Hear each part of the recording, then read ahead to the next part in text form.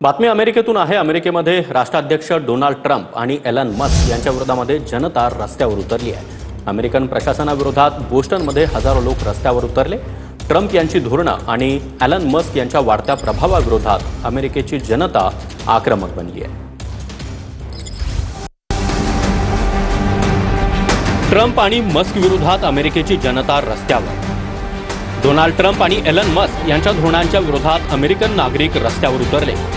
हातात hands of असे poster घेऊन विविध शहरातल्या नागरिकांनी ट्रम्प प्रशासनाचा निषेध नोंदवला।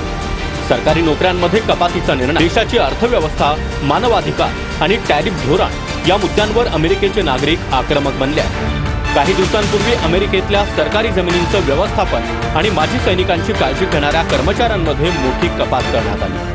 गृह, ऊर्जा, माजी सैनिक व्यवहार, कृषी, आरोग्य आणि मानवी सेवा अशा विभागातील कर्मचाऱ्यांवर बेरोजगारीची कुऱ्हाड कोसळली आहे। अशा वेगवेगळ्या निर्णयांच्या निषेधात अमेरिकन नागरिकांनी रस्त्यावर उतरून संताप व्यक्त केला।